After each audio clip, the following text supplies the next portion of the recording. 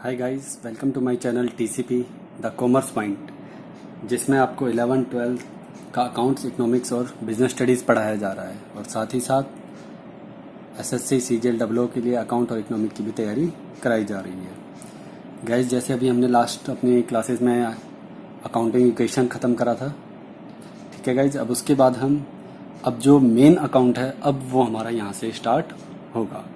इससे पहले accounting equation एक तरीके से मान के चलिए कुछ भी नहीं था। एक तरीके से बस आपको ये सिखाया जा रहा था क्या क्या एसेट होती हैं, क्या लाइबिलिटीज़ होती हैं, ये सब क्या चीज़ होती हैं, ठीक है गाइस। उससे अब जो है मेन स्टार्ट, जो रियल लाइफ में अकाउंट्स का जो यूज़ होता है वो यहाँ से स्टार्ट होता है, ठीक है गाइस। जो कि क्या कहलाता है, rules of debits and credits, ठीक है guys. But rule of debit and credit start करने से पहले हम कुछ जनरल टर्म्स पढ़ेंगे, कुछ सीखेंगे कि जर्नल क्या होता है, लेजर क्या होता है, अकाउंट्स क्या होता है, और कुछ उसके जो फिर रूल्स से देखेंगे कि क्या रूल्स हैं डेबिट और क्रेडिट के। और उसके बाद फिर हम स्टार्ट करेंगे जर्नल एंट्रीज, कि हकीकत में जर्नल एंट्रीज कैसे पास की जाती है किसी ट्रांजैक्शन की। अपने अकाउंट्स में हम कैसे उनको, सबसे पहला स्टेप कैसे जर्नल एंट्रीज जो है, पहला स्टेप जो होता है वो कैसे लिया जाएगा, ठीक है गाइस। बस उससे पहले थोड़ा सा हम थ्योरी पार्ट पढ़ेंगे जो कि हमारे लिए बहुत जरूरी है एग्जाम पॉइंट ऑफ व्यू से, ठीक है ना गाइस। अच्छा, सबसे पहले क्या होता है, हर ट्रांजैक्शन, जो भी कोई ट्रांजैक्शन होती है जो रिकॉर्ड की जाती है वो किस पर रिकॉर्ड की जाती है, on the basis of evidences. Transaction किसके बेस पर रिकॉर्ड की जाती है कि भाई हमने सेल करी या हमने परचेज करा, किस बेसिस पर करी जाती है, कोई हमारे पास उसका एविडेंस होना चाहिए।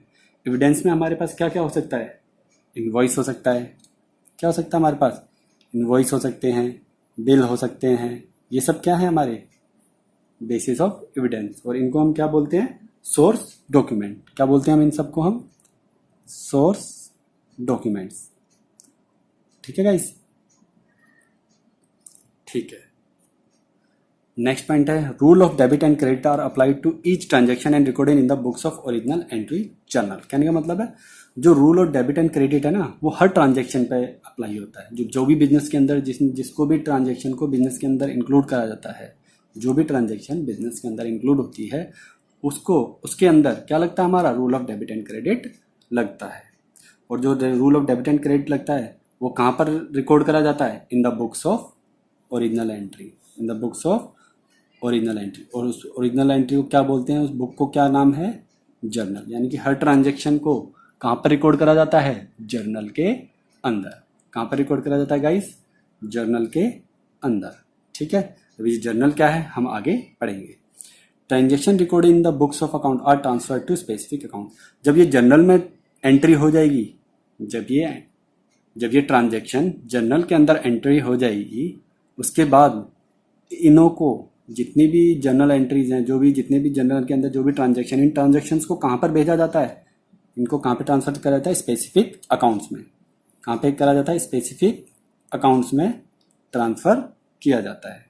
और जो स्पेसिफिक अकाउंट्स होते हैं वो क्या कहलाते हैं, लेजर। उन सबको हम क्या कहते हैं, जो भी ये अकाउंट्स होते हैं, जितने ये सारे अकाउंट्स होते हैं, इन सबको क्या कहते हैं हम, लेजर। अभी हम सब सीखेंगे ये अकाउंट क्या है, लेजर क्या है, जर्नल क्या है, ये तीनों चीज़ हमें सीखना जरूरी है, ठीक है। सबसे पहले हम सीखेंगे कि जर्नल है क्या, ठीक है। फिर उसके बाद हम अकाउंट सीखेंगे, उसके बाद हम सीखेंगे लेजर, ठीक है गाइस। जर्नल है क्या, अभी मैंने पीछे बताया। जर्नल क्या है, ओरिजिनल बुक ऑफ एंट्री है। क्या है, ओरिजिनल बुक ऑफ एंट्री, जिसमें पहली बार ट्रांजैक्शन, जो भी ट्रांजैक्शन होती है उसमें पहली बार रिकॉर्ड की जाती है। कि क्या क्या करा जाता है, पहली बार ट्रांजैक्शन को रिकॉर्ड करा जाता है। और वो भी कैसे, इन ए क्रोनोलॉजिकल ऑर्डर। क्रोनोलॉजिकल ऑर्डर मतलब डेट वाइज उसको रिकॉर्ड किया जाता है। जर्नल के अंदर क्या होता है, इसका मतलब क्या है, ये जर्नल है क्या, एक बुक ऑफ ओरिजिनल एंट्री जिसमें सबसे पहले ट्रांजैक्शन को रिकॉर्ड किया जाता है। और वो भी किस ऑर्डर में रिकॉर्ड किया जाता है, इन ए क्रोनोलॉजिकल ऑर्डर, यानी कि डेट वाइज इसके अंदर ट्रांजैक्शन को इंक्लूड किया जाता है जर्नल के अंदर, ठीक है गाइस। अभी हमने पीछे देखा था जर्नल क्या है, तो इसके जर्नल के बारे में हम सीखा। Transaction are recorded in journal book from the accounting vouchers. अब ये कहने का मतलब क्या है, जो ट्रांजैक्शन है जो जर्नल बुक के अंदर हम जो डालते हैं वो कहाँ से डालते हैं, कहाँ से देख के डालते हैं, वाउचर से। और वाउचर्स क्या है हमारे, वही बिल, इनवॉइस, ये सब क्या से, यानी जर्नल के अंदर एंट्री कहाँ से होती है, बिल और इनवॉइस को देखकर जर्नल के अंदर एंट्री होती है। All financial transaction can be recorded in simple journal. सभी की सभी फाइनेंशियल ट्रांजेक्शन को हम क्या कर सकते हैं, सिंपल जर्नल के अंदर डाल सकते हैं, बट चाहे तो हम अलग अलग भी मेंटेन कर सकते हैं, ठीक है ना। देखो वैसे तो हम क्या है, सभी की सभी फाइनेंशियल ट्रांजेक्शन को क्या है एक सिंपल जर्नल के अंदर बना सकते हैं, और हमारा मन करे तो हम अलग अलग जर्नल भी बना सकते हैं। जैसे कि क्रेडिट परचेज के लिए, उधार में जो हमने माल खरीदा उसके लिए परचेज जर्नल बना सकते हैं। उधार सेल के लिए, उधार पे माल बेचा उसके लिए हम क्या बना सकते हैं, सेल जर्नल अलग से बना सकते हैं, या फिर इन सारी एंट्रीज को एक सिंपल जर्नल के अंदर डाल सकते हैं। वो हमारी मर्जी होती है, ठीक है ना गाइस। अब ये सिंपल इतना इतना समझ लो ये जर्नल है क्या, ठीक है। इसके बाद जैसे ही हम फिर एंट्रीज करेंगे, ये अभी मैं आपको ना एक रफ आइडिया दे रहा हूँ, मैं क्या दे रहा हूँ, आपको एक रफ आइडिया दे रहा हूँ कि एक्चुअली क्या जर्नल क्या है। पहले यानी कि पहले क्या होती है, ट्रांजैक्शन होती है, उस ट्रांजैक्शन को कहाँ पे ट्रांसफर करते हैं, हम जर्नल के अंदर ट्रांसफर करते हैं, ठीक है। और जर्नल क्या है, हम सिंपल भी हो सकता है, एक ही जर्नल बना सकते हैं, या अलग अलग टाइप के जर्नल भी बना सकते हैं, ठीक है गाइस। उसके बाद और ये जर्नल का एक फॉर्मेट क्या होता है, देखो these special journals are called special journal. जो जो हम ये अलग अलग है ना, परचेज जर्नल, सेल जर्नल, इनको हम क्या बोलते हैं, स्पेशल जर्नल, या फिर इनको क्या बोलते हैं, सब्सिडियरी बुक्स, ठीक है ना। इनको या तो स्पेशल जर्नल बोलेंगे या फिर सब्सिडियरी बुक्स बोलेंगे, ठीक है। अब जर्नल का फॉर्मेट कैसे होता है, एक फॉर्मेट देख लेते हैं हम, ठीक है। फॉर्मेट में क्या होता है, सबसे पहले डेट होते हैं, क्या होती है, डेट होती है। पर्टिकुलर्स, क्या हमने परचेज करा, परचेज गुड्स, या सेल करा, या क्या करा, ठीक है गाइस। यहाँ पे होता है लेजर वैल्यू, यहाँ पे ये क्या है जर्नल का, ये क्या है हमारा एक जर्नल है, ये क्या है हमारा एक जर्नल का फॉर्मेट है। यहाँ पर ये क्या है, लेजर फोलियो। इसका मतलब क्या है, यानी इसका मतलब ये है कि ये जो पहली जो सबसे पहले तो क्या होता है, हमारे पास इनवॉइस होते हैं, बिल्स होते हैं, उन बिल की एंट्री हम यहाँ पर करते हैं। और फिर हम बताते हैं कि लेजर फैलियो का मतलब होता है कि ये जो जर्नल एंट्री हुई है वो किस पेज नंबर पर किस अकाउंट में एंट्री हुई है, ठीक है। लेजर फोलियो का मतलब ये है कि ये बताएगा हमें कि ये जो पर्टिकुलर टाइप की जो एंट्री हुई है वो कहाँ पर लेजर फोलियो के अंदर कौन से पेज नंबर पर है, ठीक है। अभी हम लेजर भी देखेंगे क्या है, ठीक है। एक इसमें डेबिट साइड होती है, एक इसमें क्रेडिट साइड होती है, ठीक है गाइस। अभी हम सिंपल फॉर्मेट सीखेंगे, फॉर्मेट देखेंगे। ये फॉर्मेट होता है एक जर्नल का। अगर हमें जर्नल कोई भी ट्रांजैक्शन आएगी, सबसे पहले हम डेट डालेंगे, उसका पर्टिकुलर डालेंगे लेजर फोलियो में। लेजर फोलियो बाद में डाला जाता है, ठीक है। फिर उसके हम अमाउंट डालेंगे उसमें, कि भाई कितने का अमाउंट था, डेबिट क्रेडिट इक्वल होता है अमाउंट, ठीक है गाइस। तो ये क्या है, हमारा एक जर्नल का फॉर्मेट है। उसके बाद हम एक अकाउंट सीखेंगे, क्या सीखेंगे, अकाउंट। अब ये जो जर्नल एंट्रीज हैं वो क्या होंगी, पर्टिकुलर अकाउंट्स के अंदर ट्रांसफर होंगी। जब ये जो जर्नल अभी हमने जो एंट्री करी है वो कहाँ पे जाएंगी, पर्टिकुलर अकाउंट्स के अंदर जाएंगी, ठीक है। अकाउंट्स कौन से टाइप के होते हैं हमारे, टी शेप अकाउंट है। अकाउंट क्या कहते हैं हमारे, ये टी शेप अकाउंट होते हैं। इसमें एक डेबिट साइड होती है और एक क्रेडिट साइड होती है, ठीक है गाइस। लेफ्ट हैंड में डेबिट साइड होती है, राइट हैंड में क्रेडिट साइड होती है, ठीक है। दो हिस्से होते हैं इसके, debit side, date, particular, journal value. देखो अब इसके अंदर क्या है, जर्नल फोलियो का मतलब कि ये बताएगा हमें कि किस नंबर पर जर्नल फोलियो में ये एंट्री हुई थी, ठीक है, और उसका अमाउंट। ऐसे क्रेडिट साइड में भी डेट, पर्टिकुलर, जर्नल फोलियो और अमाउंट। यानी कि एक अकाउंट के अंदर डेबिट साइड भी होती है और क्रेडिट साइड भी होती है। जैसे इस अकाउंट का नाम हम क्या रख सकते हैं, सैलरी अकाउंट भी रख सकते हैं, ठीक है। कोई भी एक्सपेंस हो सकता है उसका भी रख सकते हैं, परचेज अकाउंट भी कर सकते हैं, सेल्स अकाउंट भी, कुछ भी रख सकते हैं, इसका नाम है, ठीक है गाइज। अब उसकी एंट्री हम कैसे करेंगे, एक तरफ डेबिट साइड और एक तरफ क्रेडिट साइड, क्योंकि हर ट्रांजैक्शन के दो इफेक्ट होते हैं। तो कभी सैलरी अकाउंट डेबिट होगा तो कभी क्रेडिट होगा, ठीक है गाइज। तो वो सारी एंट्री क्या हो जाएंगी, एक ही तरफ। जो भी जर्नल में तो क्या है, जर्नल में तो क्या होता है गाइज, बहुत सारी एंट्रीज इकट्ठी हो रही होती हैं। जर्नल में क्या होता है गाइज, बहुत सारी एंट्री होती हैं, एक एक डेट वाइज एंट्री होती है, और एक दिन में पता नहीं 50-50, 100 एंट्री होती है। उन 100 एंट्रीज को इकट्ठा हम कहाँ पे डालते हैं, अकाउंट्स के अंदर डालते हैं, अलग अलग डिफरेंट अकाउंट्स के अंदर उन एंट्रीज को हम डालते हैं, ठीक है। और ये जो डिफरेंट अकाउंट्स होते हैं, उन डिफरेंट अकाउंट को हम क्या बोलते हैं गाइज, लेजर। उन डिफरेंट अकाउंट्स का जो इकट्ठा उनको एक साथ कर दिया जाए उसको क्या बोलते हैं हम, लेजर। क्या बोलते हैं गाइज, लेजर। देखो पढ़ो, लेजर का मतलब क्या है, transaction are recorded in the journal, यानी सबसे पहले ट्रांजेक्शन कहाँ पे एंट्री होती है, जर्नल के अंदर, and thereafter they are posted to the relevant account. उसके बाद क्या होता है, रिलेवेंट अकाउंट में ट्रांसफर होती है। सैलरी आई तो सैलरी अकाउंट में जाएगी, वेजेस है तो वेजेस अकाउंट में जाएगा, रेंट है तो रेंट अकाउंट में जाएगा। और इन सभी अकाउंट्स को टुगेदर क्या बनते हैं, ये सभी अकाउंट मिलकर लेजर कहलाते हैं। ये सभी अकाउंट मिलकर क्या कहलाते हैं, लेजर कहलाते हैं।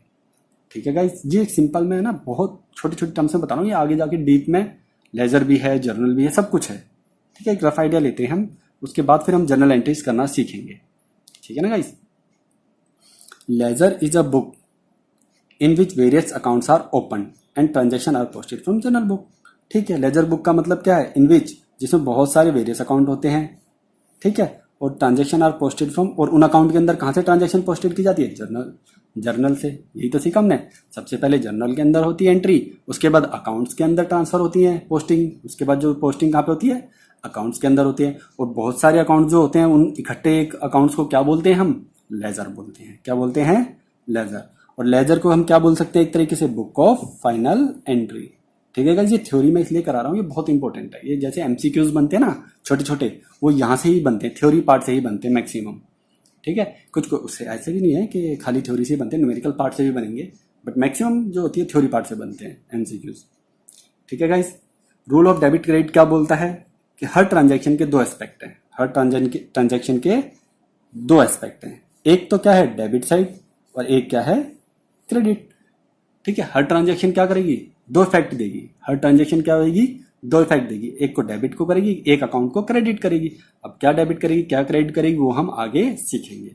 ठीक है, debit and credit aspect of a transaction from the basis of double entry system. जो डेबिट क्रेडिट है वही क्या फॉर्म करते हैं, ये क्या फॉर्म कर रहे हैं, ये जो एक डेबिट और क्रेडिट, वो कौन सा बेस तैयार कर रहे हैं, हमारा डबल एंट्री सिस्टम। इसी को हम क्या कहते हैं, डेबिट एंड क्रेडिट को ही हम क्या बोलते हैं, डबल एंट्री सिस्टम कहते हैं।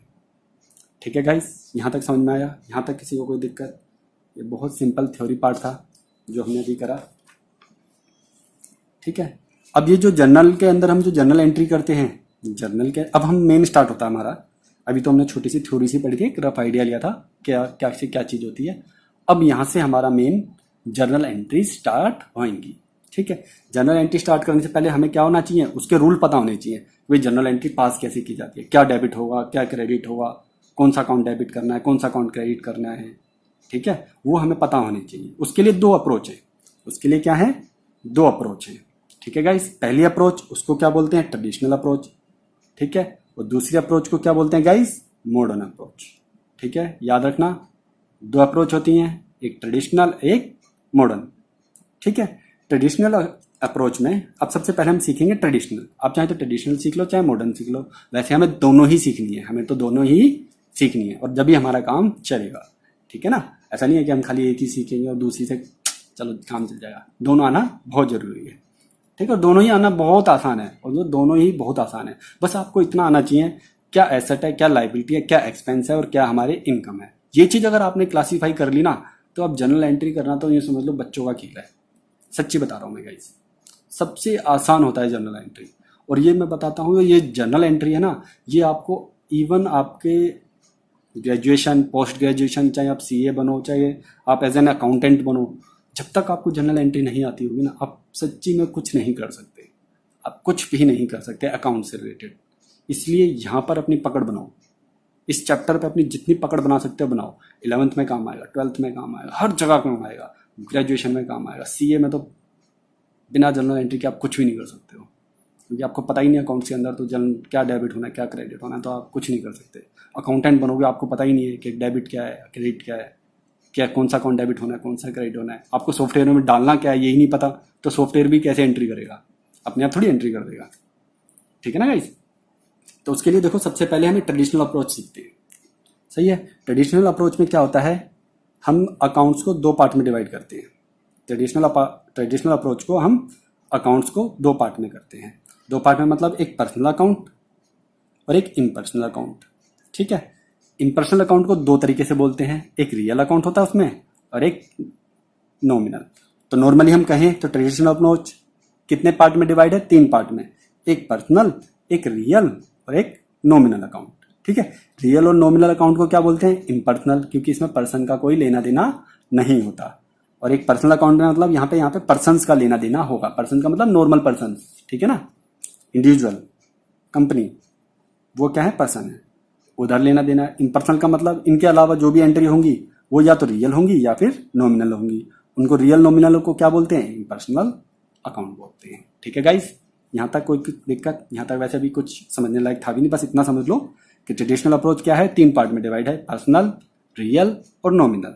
अब सबसे पहले हम सीखते हैं ये पर्सनल अकाउंट होता क्या है। ठीक है, पर्सनल अकाउंट वो होता है जिसमें मैं, आप, इंडिविजुअल या फिर कोई कंपनी जिसकी अपनी कोई एंटिटी है, जिसकी अपनी कोई एंटिटी है, उनके अकाउंट आते हैं और उन्हीं को क्या बोलते हैं? Personal account.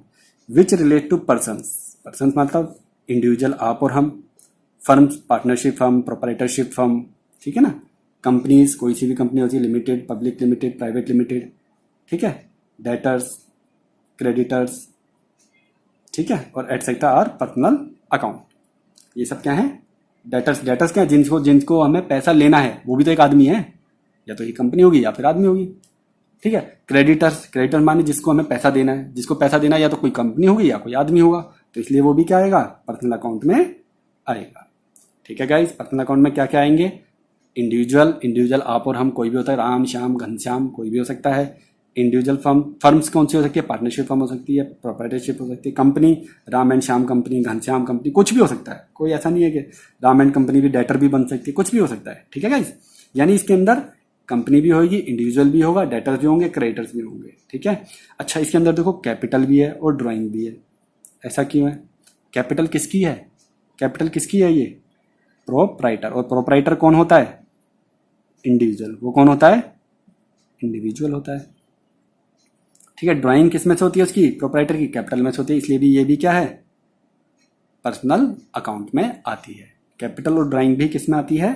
पर्सनल अकाउंट में आती है। तो पर्सनल अकाउंट में हमारे क्या क्या आते हैं? कोई भी नाम, जैसे राम, श्याम, घनश्याम, कोई भी कंपनी, वो भी पर्सनल अकाउंट के अंदर आएगी। ठीक है।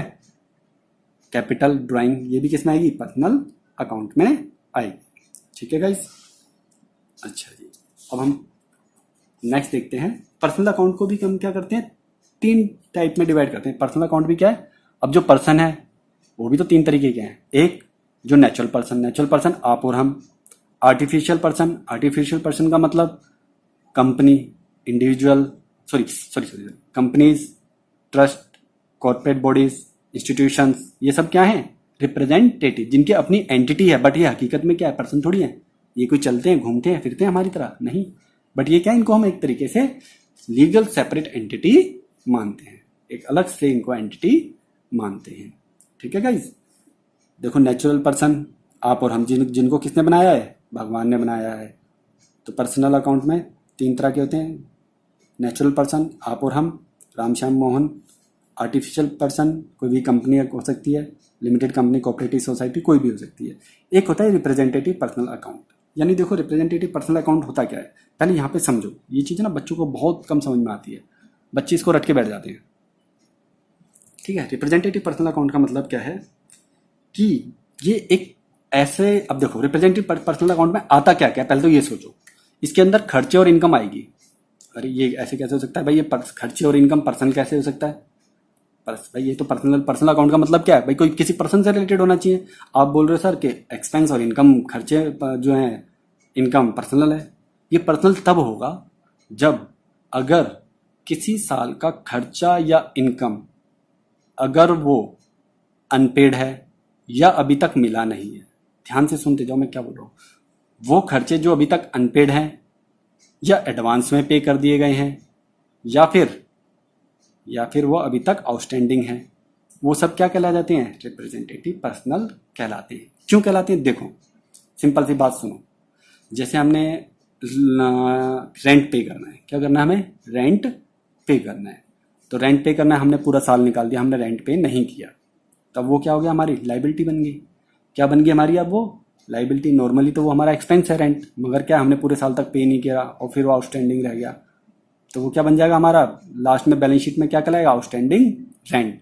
अब वो आउटस्टैंडिंग रेंट हम वो किसी ना किसी आदमी को तो देना है ना, किसी ना किसी आदमी को देना है, या तो वो आदमी होगा नेचुरल, या फिर वो कोई कंपनी होगा, या तो वो क्या हुआ किसी कंपनी, भाई क्या क्या कर रखा हमने, किसी कंपनी की जमीन पे अपना बिजनेस खोल रखा है, या फिर किसी बंदे की जगह पे, हम किसकी जगह पे हमने अपना बिजनेस खोल रखा है। तो उनको क्या है, अभी तक हमने पे नहीं करा, अब मगर अब उन्हें पे करना है, आउटस्टैंडिंग हो गया, लाइबिलिटी बन गई। अब जब लाइबिलिटी बन गई तो या अब उनका हम नाम तो लिख नहीं सकते, तो उसके बदले हम क्या लिख देते हैं, आउटस्टैंडिंग रेंट। मगर ये आउटस्टैंडिंग रेंट किसको जाएगा, उस लैंड लॉर्ड को जाएगा। राम होगा, वो श्याम भी हो सकता है, कोई कंपनी भी हो सकती है। ऐसे ही प्रीपेड रेंट हमने एडवांस में पे कर दिया। अक्रूड इनकम, जो हमने कमा तो ली है बट अभी तक हमें मिली नहीं है तो मिलेगी किसको भाई, हमको ही तो मिलेगी। हम क्या है, या तो बिजनेस फर्म होंगे। बिजनेस क्या है अपने आप में, लीगल सेपरेट एंटिटी, उसी को क्या बोलते हैं, आर्टिफिशियल पर्सन। तो ये भी क्या आ जाएगा, एक तरीके से रिप्रेजेंटेटिव पर्सनल अकाउंट कहलाता है।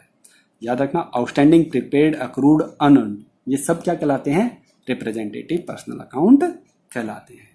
ठीक है गाइज, अब देखो पर्सनल अकाउंट हमने सबसे पहले, अब तो पर्सनल अकाउंट हमने सीखा। पर्सनल अकाउंट के अंदर 3 तरह के बंदे हो सकते हैं, या तो भैया भगवान द्वारा बनाए गए वो वाले बंदे, या फिर जो इंसान द्वारा कौन कौन से हैं वो, भाई पार्टनरशिप फर्म हो सकती है, क्या हो सकती है भाई, पार्टनरशिप हो सकती है, प्रोप्राइटरशिप फर्म हो सकती है, कंपनी हो सकती है, कोई ट्रस्ट हो सकती है, कोई कोऑपरेटिव सोसाइटी हो सकती है।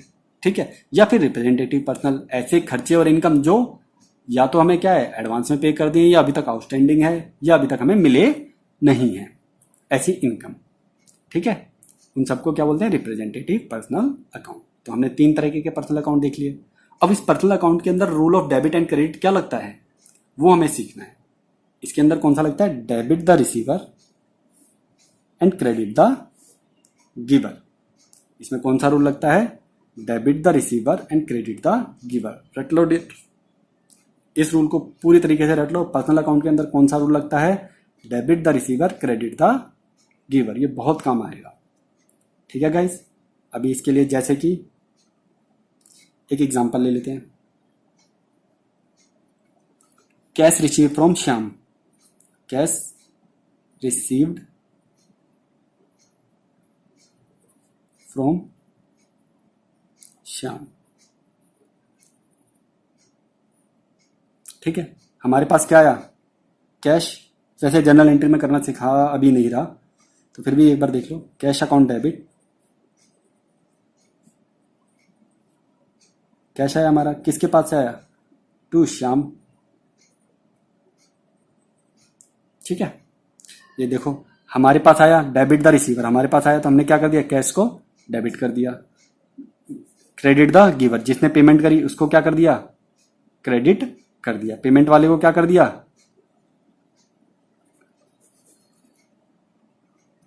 क्रेडिट कर दिया। हमेशा डेबिट ऐसे लिखा जाता है, कैश अकाउंट डेबिट, उसके आगे डेबिट, थोड़ा सा साइड में नीचे से उसके आगे से जगह छोड़ के टू लिखकर श्याम। क्रेडिट लिखने की जरूरत नहीं होती है, क्रेडिट लिखने की जरूरत नहीं होती है। तो हमेशा एंट्री कैसे पास होगी, कोई भी अकाउंट होगा डेबिट टू, कोई भी अकाउंट रहेगा वो क्रेडिट में आ जाएगा। ठीक है, अच्छा ठीक है गाइज, ये तो देखो क्या हुआ, क्रेडिट द गिवर। अब हमने क्या हुआ, अब मान लीजिए ये एक तो एग्जाम्पल हो गया। अब आप 2-3 एग्जाम्पल और की जरूरत नहीं है, वैसे काफ़ी है। आगे हम जब जनरल एंट्री पूरी पास करेंगे जब आपको सिखाएंगे इसके बारे में एग्जैक्ट क्या है। देखो पर्सनल अकाउंट हो गया, अब क्या आएगा, रियल अकाउंट और नॉमिनल अकाउंट। रियल अकाउंट का मतलब वो अकाउंट जो हमारी एसेट्स हैं। रियल अकाउंट का मतलब वो अकाउंट जो हमारी सिर्फ एसेट्स हैं, और वो उसमें से 1-2 एसेट्स को छोड़कर, डेटर्स को छोड़कर, एक्सेप्ट डेटर्स को। डेटर्स क्या होते हैं हमारे, पर्सनल। डेटर्स क्या होते हैं हमारे, अभी पीछे सीखा ना हमने, ये क्या होते हैं हमारे, पर्सनल। रियल अकाउंट में क्या क्या आती है, हमारी सारी एसेट्स आती है, सारी एसेट्स आती है। कौन कौन सी हो सकती है एसेट्स, वो land and building, investment, plant and machinery, stock, cash, goodwill, patent. ये तो ये इंटेंजिबल है, ये तो क्या है, इंटेंजिबल। और ये सारी क्या है, टेंजिबल। यानी कि हमारे अंदर रियल अकाउंट किससे डील करता है, हमारा एसेट से डील करता है। रियल अकाउंट हमारा किससे डील करता है, एसेट से डील करता है। ठीक है गाइज, और रियल अकाउंट के अंदर कौन सा रूल करता है, डेबिट का, डेबिट एंड क्रेडिट का कौन सा रूल काम करता है, debit what's comes in, credit what goes out. ठीक है, यानी कि जो हमारे पास आया उसको डेबिट कर दो, और जो हमारे पास से चला गया उसको क्रेडिट कर दो। हमने कैश पेमेंट कर दी रेंट की, तो क्या होगा entry, rent account debit, credit side में हमेशा टू लिख के टू कैश, हमने पेमेंट कर दी ना, तो देखो व्हाट गोज आउट, जो चला गया उसको क्या कर दो, क्रेडिट कर दो। कैश क्या है हमारा, एसेट है। कैश क्या है हमारा, एसेट है। एसेट है तो एसेट देखो अपने आप में क्रेडिट होगी ना। क्यों क्रेडिट होगी, क्योंकि व्हाट गोज आउट क्रेडिट। ठीक है गाइस। ऐसे ही एक होता है नॉमिनल अकाउंट। क्या होता है, नॉमिनल अकाउंट। नॉमिनल अकाउंट का मतलब इसके अंदर सिर्फ खर्चे और इनकम आएगा। इसके अंदर हमारे खर्चे, लॉस, प्रॉफिट एंड एक्सपेंसेस, ये सारी चीजें आएंगी। उसको क्या बोलेंगे, नॉमिनल अकाउंट। एक्सपेंस आएंगे इसके अंदर, लॉसेज आएंगे, गेन्स आएगा और इनकम आएगी, रेवेन्यूज आएगा। ठीक है। एग्जाम्पल, सैलरी क्या है, खर्चा है। परचेज, हमने माल परचेज करा, ये भी क्या है, खर्चा है। इंटरेस्ट पे कर दिया, ये भी क्या है, खर्चा है। सेल्स, सेल्स हमें क्या मिलती है, इनकम, ये भी किससे है, नॉमिनल अकाउंट से रिलेटेड है। कमीशन रिसीव्ड, कमीशन हमें रिसीव होगी, वो भी क्या है, नॉमिनल अकाउंट के अंदर काउंट होगी। नॉमिनल अकाउंट के अंदर रूल्स क्या काम करता है हमारा, debit all the expenses, credit all income and gains. ठीक है, debit all the expenses, credit all income and gains. ठीक है गाइस, ये है रूल्स हमें रट लेने, यानी कि हमें 3 रूल रटने हैं। बिल्कुल रट लीजिए। अभी हम इसके बारे में डिटेल में जनरल एंट्री सीखेंगे। पहले हम एक बार रूल्स देख लेते हैं, पहले हम एक बार सारे रूल्स देख लेते हैं, उसके बाद फिर हम डिटेल में सब कुछ सीखेंगे।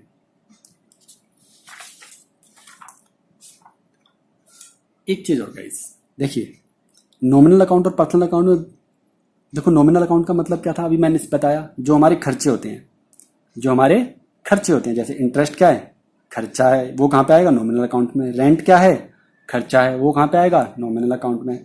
सैलरी क्या है, खर्चा है, वो कहाँ पे आएगा, नॉमिनल अकाउंट में आएगा। कमीशन क्या है, खर्चा ये हो सकता है या इनकम हो सकती है। कमीशन रिसीव्ड हुई है तो इनकम है, कमीशन पेड हुई है तो खर्चा है, तो वो भी कहाँ पे आएगी, नॉमिनल अकाउंट के आएगी। बट अगर यही खर्चा आउटस्टैंडिंग हो जाए, यही खर्चा आउटस्टैंडिंग हो जाए, यानी कि पूरे साल के अंदर हमने पे ही नहीं करा, तो वो कौन से अकाउंट के अंदर आएगा, पर्सनल अकाउंट के अंदर आएगा। वही खर्चा अगर हम इंटरेस्ट को एडवांस में रिसीव कर लें या पे कर दें, तो वो किसके अंदर आएगा, पर्सनल अकाउंट में। प्रीपेड कर देंगे तो, एडवांस में पे कर देंगे तो भी पर्सनल में आएगा। रेंट, अगर वही रेंट आउटस्टैंडिंग हो जाएगा तो पर्सनल, अगर पहले से प्रीपेड कर देंगे तो भी वो पर्सनल हो जाएगा। पहले नॉर्मली तो रेंट क्या था, नॉमिनल अकाउंट था। नॉर्मली रेंट क्या था, नॉमिनल अकाउंट था। मगर जैसे ही वो हमने आउटस्टैंडिंग पूरा पे नहीं करा जिस साल, पूरे साल के एंड में, तो वो क्या कहलाएगा, पर्सनल अकाउंट कहलाएगा। ठीक है गाइस। सेम सैलरी, अगर सैलरी आउटस्टैंडिंग रह जाएगी तो वो क्या कहलाएगी, पर्सनल अकाउंट। अगर सैलरी पेड हो जाएगी तो नॉमिनल अकाउंट। ऐसे ही सैलरी एडवांस में पे कर दी, प्रीपेड कर दी, तो क्या बन जाएगी, personal account. Commission, same commission का आउटस्टैंडिंग और प्रीपेड होगी तो वो पर्सनल होगी। नॉर्मल कमीशन पेड हो जाएगी साल के दौरान तो क्या हो जाएगा, वो नॉमिनल अकाउंट में आएगा। ठीक है गाइस। अब हम एक नटशेल में देख लें rules of debit and credit क्या बोलता है। पर्सनल अकाउंट के अंदर क्या बोलता है, debit the receiver and credit the giver. Personal account के अंदर क्या बोलता है, debit the receiver, credit the giver. ठीक है। रियल अकाउंट, पर्सनल अकाउंट का तो पता चल गया। रियल अकाउंट का मतलब debit what's come in, credit what goes out. Debit what's comes in, credit what goes out. ये कौन सा है, रियल अकाउंट है। रियल अकाउंट हमारा किससे रिलेटेड रहता है, एसेट से रिलेटेड रहता है। नॉमिनल अकाउंट हमारा किससे रिलेटेड रहता है, खर्चों से या फिर इनकम से, प्रॉफिट से या फिर लॉस से। इसका क्या रूल बोलता है, debit all the expenses and in losses, credit all the income and gains. ठीक है गाइस, ये एक हमारा नटशेल है। ठीक है, इतना पढ़ना गाइस। उसके बाद हम कुछ छोटे छोटे एग्जाम्पल लेंगे जिसमें आपको पूछा जाएगा कि कौन सा पर्सनल अकाउंट है, कौन सा नॉमिनल अकाउंट है। पहले तो हम यही सीखेंगे कि पर्सनल अकाउंट कौन सा है। हमें यही नहीं पता एसेट है, वो एसेट किस में आ जाएगी, पर्सनल अकाउंट में जाएगी या रियल अकाउंट में जाएगी। या खर्चा है कोई, हमें यही नहीं पता वो पर्सनल अकाउंट में जाएगा या फिर नॉमिनल अकाउंट में जाएगा या रियल अकाउंट में जाएगा। तो हम कैसे एंट्री को पास कर सकते हैं, कैसे जनरल एंट्रीज को पास कर सकते हैं, बिल्कुल भी नहीं कर पाएंगे डियर। ठीक है ना। इसके लिए हमें क्या करना पड़ेगा, सबसे पहले हमें रूल्स पता होने चाहिए कि सबसे पहले हमें पता होना चाहिए पर्सनल अकाउंट के अंदर कौन कौन आता है, रियल अकाउंट के अंदर क्या क्या आता है, नॉमिनल अकाउंट के अंदर क्या क्या आता है। और पर्सनल अकाउंट के अंदर रूल क्या बोलता है, debit the receiver, credit the giver. Real account के अंदर रूल्स क्या बोलता है, debit what's comes in, credit what goes out. Nominal account के अंदर रूल क्या बोलता है, debit all the expenses and losses, and credit all the income and gains. ठीक है गाइस, आज की क्लास इतनी ही काफ़ी है और फिर नेक्स्ट क्लास में हम देखेंगे पर्सनल, रियल और नॉमिनल अकाउंट में कैसे कैसे किस किस आइटम्स को, कौन कौन सी आइटम पर्सनल अकाउंट में जाएगी, कौन कौन सी आइटम रियल अकाउंट में जाएगी और कौन कौन सी आइटम नॉमिनल अकाउंट में जाएगी। ठीक है, आज के लिए इतना ही काफ़ी है गाइस। नेक्स्ट क्लास में मिलते हैं। वीडियो को शेयर, लाइक और कमेंट करना मत भूलिए और हमारे चैनल को सब्सक्राइब कीजिए ताकि, और बेल आइकन जरूर दबाइए ताकि जो भी नई वीडियो बनाए हम उसका नोटिफिकेशन आपके पास जल्दी से जल्दी पहुंच जाए। ठीक है गाइस, थैंक यू।